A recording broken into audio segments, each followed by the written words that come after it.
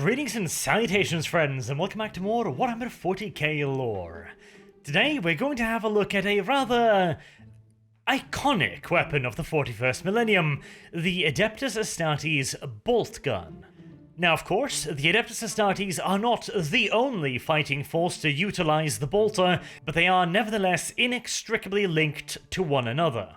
Because after all, the Space Marine and his bolt gun has become the iconic piece of imagery for the entirety of the 40k universe, to the point where even a normie that has next to no understanding of the universe at all might just be able to recognize the Space Marine and his favorite weapon. And there is a very good reason for this, for why it's so memorable and so iconic.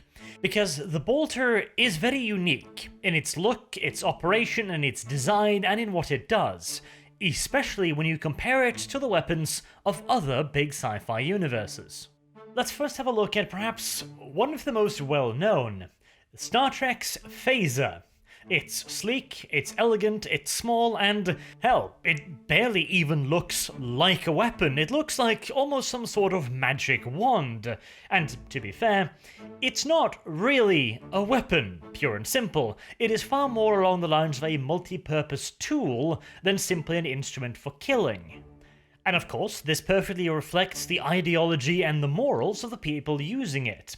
The Federation Starfleet is not a conquering army, it is not even a primarily military organization at heart. Rather, its goals have far more to do with the ideas of exploration and scientific endeavor than necessarily the conquest and subjugation of other species and planets.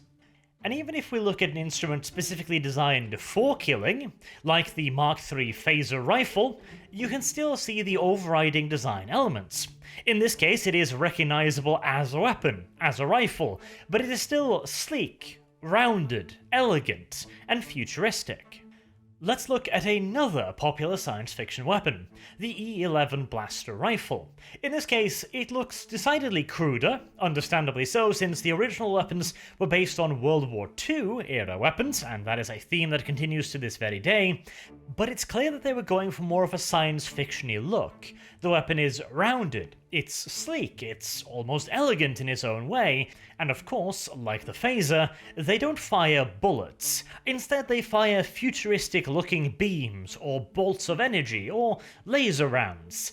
In other words, they suggest to you a far-flung future, where humanity has evolved and changed, and developed new and interesting technology that we ourselves do not yet have full access to. Then compare it to the Imperial bolt gun. There is nothing subtle about the bolter. There is no mistaking its intentions. It is a weapon, pure and simple. There's nothing elegant about it, there's nothing sleek, there's nothing rounded, there's nothing sexy. It's got a beauty in its own robust, brutish way, but there's nothing futuristic in it. There's nothing that invokes images of a far-flung future when you look at this thing. It's simply a very large gun.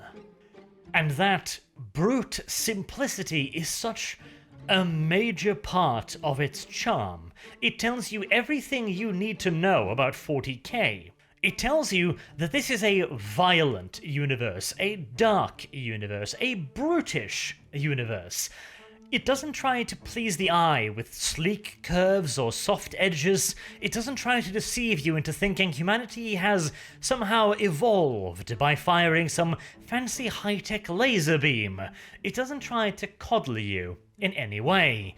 It is a simple tool of destruction and murder, wielded by giant hulking monstrosities clad in power armor, who are themselves stark and immediate reminders that this is a universe that requires warriors like them, not Federation officers in brightly coloured sweaters, or space knights with codes of chivalry wielding elegant weapons from a bygone age. And ironically enough, it is this base nature that lends it its air of uniqueness, that makes it so different from all of the other weapons. Despite it just simply being a very large gun, it nevertheless is something unique something interesting, something that nobody else really has, because nobody else really has a universe quite like 40k. And of course, it does not merely just look brutish. It is not even just merely a big gun. In fact, it would probably be closer to the truth to call it a fully automatic grenade launcher. Not quite a rocket launcher, mind you, for it does not fire the rockets. It launches the grenade from the gun, much like an ordinary round, but upon clearing the weapon, the grenade then becomes a self-propelled weapon, guided by miniature rocket engines. And of course, said self-guided rounds are explosive. In fact, they are essentially high-explosive grenades. The weapon itself is something along the lines of a 0.75 caliber, although this does vary quite considerably on the various patterns of bolters. For example, there are 65 and 65 caliber bolters as well, but the general standard issue Goodwin pattern bolter is a 0.75, which means it would translate somewhat roughly into a 20mm cannon. You know, the kind of gun you would usually use against airplanes. And no, that is not at all an exaggeration, because the rounds they are firing are basically flak rounds, except they have been specifically designed to hurt squishier things as well. So how does all of this work then? How and why has the bolter been designed in the way it has? Well, first and foremost, the basic operation of the weapon is quite simple, and very much so reminiscent of many other automatic weapons. There are variations, but for the purposes of this video, we will look at the most common type of bolter, the Mark 5B Goodwin pattern. The ammunition, in this case the bolts, are stored in a spring-loaded 30-round sickle magazine, which is slotted in under the weapon. The operator pulls back the firing bolt once to load a round into the chamber, and the weapon is then locked and loaded. One pull of the trigger then sends the firing pin hammering into and detonating a conventional propellant charge at the base of the bolt round. This pushes the bolt round itself out of the barrel. The recoil from the propellant charge is then also used to push the loading bolt back, ejecting the spent cartridge. And now that all the force that pushed the bolt back initially has dissipated, the bolt travels back to a closed position, scooping up and chambering a fresh bolt round in the process. And all of this is pretty basic stuff, but the bolt round itself is a bit special. Once the round leaves the barrel, it ignites a solid fuel rocket propellant charge, and at this point the bolt is no longer a mere projectile propelled by the force of the explosion that originally pushed it out of the barrel, but rather a fully rocket-propelled grenade.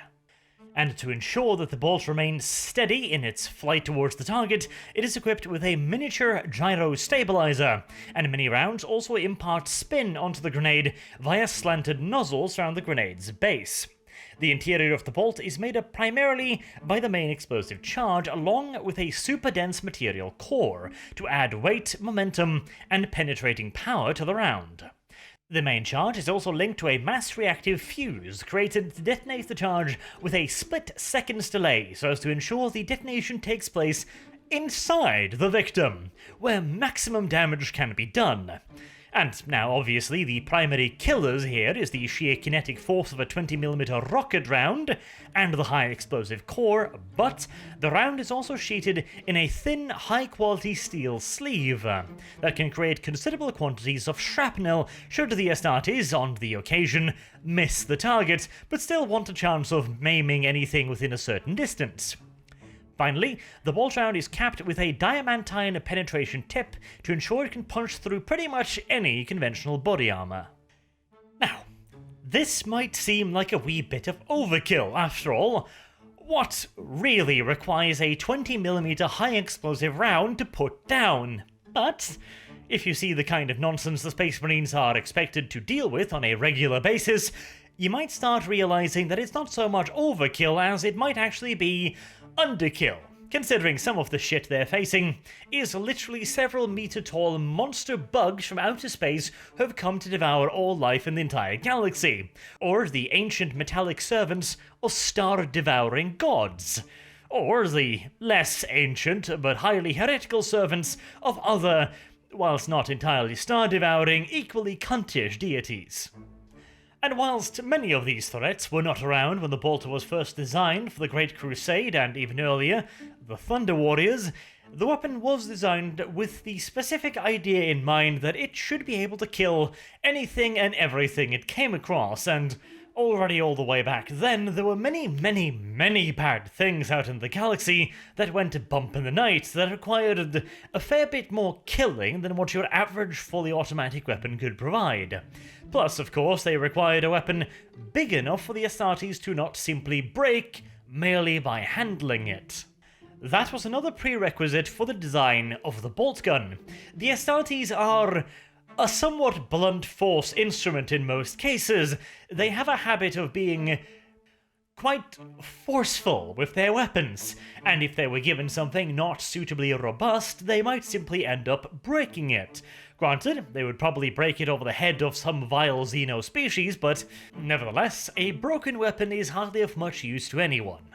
And if there is a single word that adequately describes the early patterns of bolters, like the Crusade pattern, primarily issued, as you might expect, during the Grand Crusading era, it certainly would be the word robust, as they had, amongst other things, been designed with even fewer moving parts than the modern Mark V pattern bolter.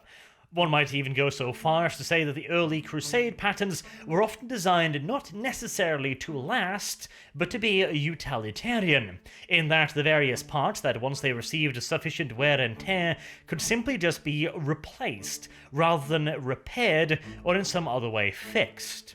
This was aided by the fact that the Legion fleets often had along with them large forge ships that provided the legions both with ammunition and considerable quantities of spare parts, which in combination with the relatively simple design of the early pattern bolters meant that replacement parts could be produced in considerable quantities, and thusly it was often easier to simply just switch out a barrel, for example, compared to actually fixing the barrel. In comparison these days, the Mark V bolter is definitively designed to last for as long as possible, seeing as access to replacement parts is not necessarily anywhere near as easy as it was during the Great Crusade. Those days, the Crusade pattern bolter was stamped out by the millions in the massive forges of Mars, whilst these days every single Mark V is essentially a chapter relic, having been handcrafted in the great forges of Mars and lovingly taken care of by the tech marines of the chapter to which it has been assigned, as well as, of course, constantly maintained by the battle brother who owns it. Of course, there are some chapters who still prefer the older patterns of bolter for their robust nature, and many other chapters who prefer specific patterns over others. There are even some chapters who have manufactured their very own versions of the bolters in common usage. For example, the Salamanders utilize a pattern known as the Nocturne Ultima pattern, which seem to be modified Godwin pattern bolters only utilized by the Salamanders chapter. There are even unofficial patterns like, for example, the Heresy pattern, which does not refer to any specific pattern in general, but is rather a catch-all term for a wide variety of bolter patterns that were repaired or otherwise considerably modified during the Horus Heresy, where many legions and smaller formations did not have access to sufficient spare parts, and so might be forced to cannibalize one weapon to repair another, creating a wide variety of often mismatched, but at the very least somewhat functional weapons. But we're not going to be getting into all of the various patterns here, just listing them alone would probably take a solid 10 minutes. Rather, let's move on to some of the other functionalities of the bolter. Perhaps the most important one is its ability to interface directly with the Astartes' suit of powered armor. This gives him a heads-up display letting him know exactly how many bolts he has left in the magazine, which could occasionally be useful information if you're facing down a charging orc warlord, for example, and it also gives the Marine a constant targeting display, telling him precisely where his bolt gun is pointed. The weapon's machine spirit is also able, to at least some extent, to judge distance, meaning that it can give the Marine a general indication of how he needs to aim his bolter to hit a target, say at 1,000 meters, compared to 500 meters. The standard issue Godwin pattern bolter has a relatively simple machine spirit that can give indications of range and lead time to targets up to 1,000 meters, which frankly the Space Marine will rarely need, as at that range he is going to be lethally accurate just by himself. Whilst more specialized patterns, like the Stalker for example, can give range, target data, and lead indicators up to several kilometers. Another feature of the bolter and power armor integration is the ability to lock the bolter onto a target. In practicality, this means that the Astartes can designate a target for the bolter to stay locked onto. This is a soft lock-on mechanic, so if the Astartes himself decides to move the bolter, his movement will automatically override the bolter's lock-on.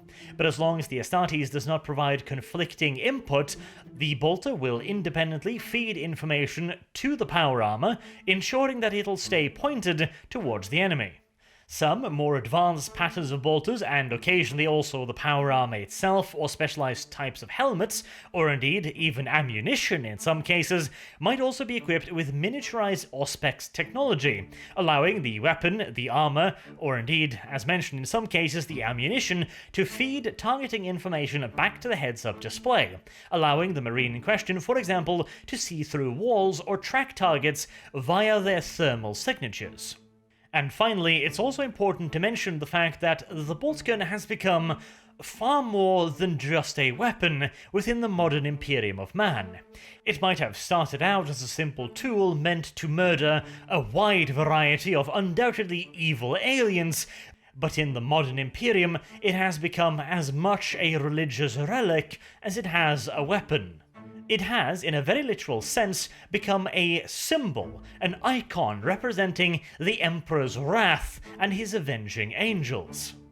And this belief does not merely exist within the common Imperium, but also amongst the Space Marines themselves, who take incredibly good care of their weapons, and view all of them, as previously mentioned, as de facto relics of the chapter. They are even quite frequently used by non-Astartes personnel within the Imperial cult, mostly the somewhat overzealous kind of preachers, who like carrying bolters into battle, despite the fact that, once carried by a normal human, a bolt gun would be not exactly a particularly useful weapon due to its, again, somewhat severe kickback.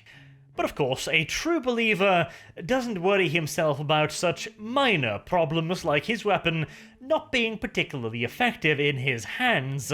He has far more potent weapons, like for example his belief in the God Emperor and the mighty symbol resting in his hands.